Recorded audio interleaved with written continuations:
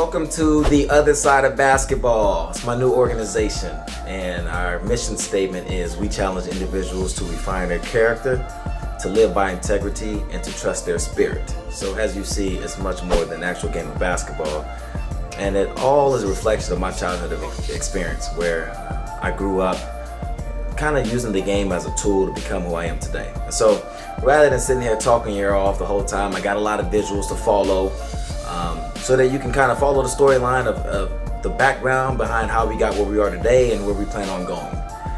So we'll kick it off November 9th at Oregon State University. My man Louis Bataro, who is my academic counselor, advisor, everything in the communications department, asked me to come down and speak to his classroom, and I had a really good time there. How you guys doing? Got to talk to the students there about what it takes to be a broadcaster, some of the things that your employers look for, some messages, some points you want to convey as you're doing the game, whether it's basketball, football, whatever sport you choose to broadcast in.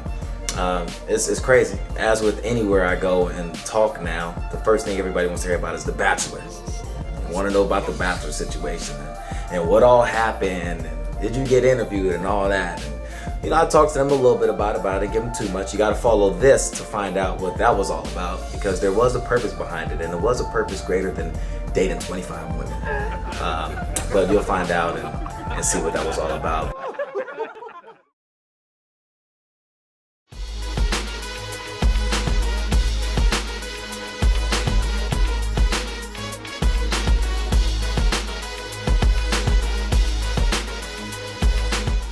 Had a great time in Gill Coliseum. Got to see a lot of people who I hadn't seen all summer. Coach Robinson, Coach Grace, Coach Palmaday. Got to talk to him a little bit about the game. The guys are playing Niagara, who's a school off the East Coast out of New York. And the game was really exciting. You know, it was what I expected. A lot of high-scoring action. My man Ahmad Starks represented, knocking down some shots. Roberto Nelson playing big at the starting two-guard spot. Eric Moreland blocking shots as usual. Devon Collier scoring in the post. Angus Brett knocking down some shots. So it was a really entertaining game. I had a chance to see some people I hadn't seen in a while. Some of the ladies who do security there in Gill Coliseum, who I see every year. I remember them when I was playing. So, you know, they're always close to my heart. Some of the old fans that are still there, and I'm just always appreciative of those people because they were back there cheering when I was playing, and they're still there supporting the program today. So it's always good to see those people. It's like a second home. First game with the Pac-12 networks, I think it went pretty well. Eager to get back to the kids in a couple of weeks, and we're going to be letting them know, what they have to look forward to this year, because right now they don't really know what's on the brink for them. So that'll be the fun part. But you guys are welcome to come along for the whole ride.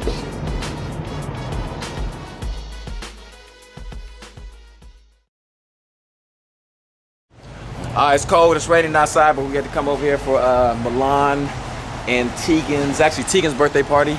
The Gaviolas, they're a family that we've known for about 2.5, 3 years now.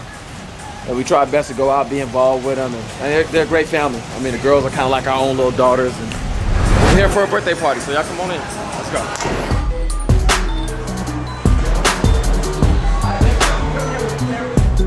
She goes right there. He hasn't seen us yet, so we're going to creep up on her.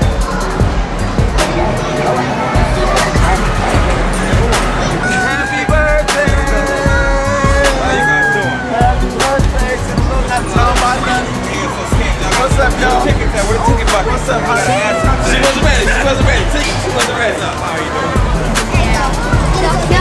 No. Do mine.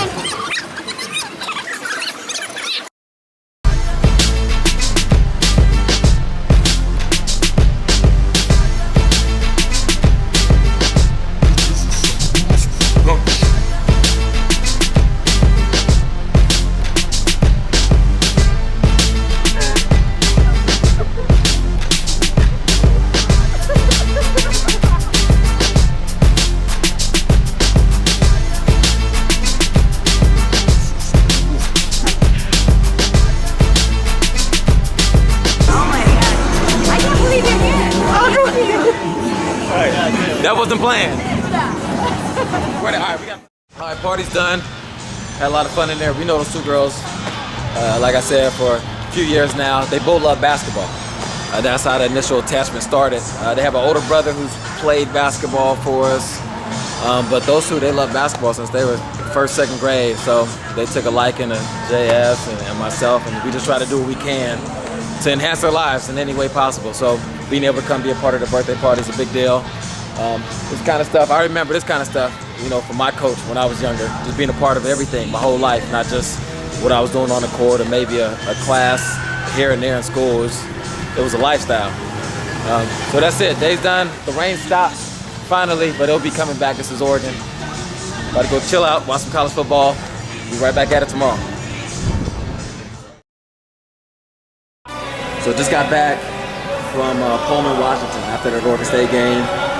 Went down to Eugene, Oregon, did the Oregon Ducks 2 times, and then flew up to Pullman, Washington, and did Washington State's game, and just got back off the plane, and now I'm back home. This is like the home, being with the kids and stuff. So they're just doing some of their preseason workouts right now. When I decided to leave All-in-One last spring, I didn't think I'd be coaching it, not anytime soon. I left with the idea that I would go develop this new thing for kids, and I didn't know how long it would take. Just didn't know when it would happen, how it would happen, so I was taking my time with it. Just didn't know how long it would take, and some things came together a lot sooner than I thought. So what happened is when I left All-in-One, a lot of the kids I used to coach ended up going different directions. Some of them stayed there with the organization, which is a good move. It's a really good organization. But some of the kids decided to leave, and J.S. Nash is a guy who I played college basketball with. He's been coaching with me for the last 3 years. He was coaching a few teams, and those kids decided they want to stay and play with him. And so those kids, in addition to some of the kids that I was coaching who knew J.S., decided they want to play with J.S. And some of those parents, they love J.S. Some of those people thought J.S. actually ran All-in-One just because they saw him all the time. They saw him sometimes more than they saw me. J.S. was one that said he wanted me to be around. So it gave me a chance to be around the kids, and now they're going to be a part of this, what we got going on. So they don't know yet. We're a week off from letting them know and revealing everything going on. And, they don't know. They have no idea what's going on. They just think we're just here training, which is what they'll do. But they'll find out in about a week exactly what the big shebang is. But today, we got a special guest. His name's Chris Thomas. He's from Indiana. He's a professional trainer out there. He does work with some of the biggest high school players, college basketball players, NBA guys. He works out with Kobe Bryant. I don't really need to say too much more than that. But he's a great trainer. He does a lot of different things with tennis balls. He does just different ball handling drills. He uses bands a lot. Just a lot of the innovative and new stuff that a lot of kids are using now to get better. So I think it'll be a great chance for he and JS to actually get together and do some stuff, because both of those guys are really great at their craft. And for me, I just want to see it all happen.